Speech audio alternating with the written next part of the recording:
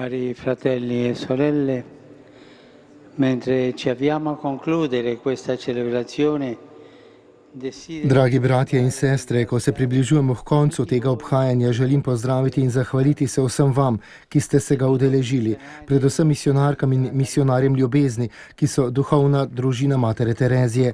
Naj vaša sveta ustanoviteljica vedno bedi na vaši poti in vam izprosi, da boste zvesti Bogu, cerkvi in revežem. S temi besedami se je papež Frančišek ob sklepu slovesnosti ob kanonizaciji Matere Terezije za svetnico ter pred molitvijo angelovega češčenja zahvalil vsem navzočim. Posebej je pozdravil tudi vse prostovoljce in tiste, ki opravljajo dela usmiljenja.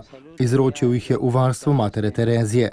Naj vas uči zreti in častiti vsak dan Jezusa križanega, da bi ga prepoznali in mu služili v bratih potrebnih pomoči.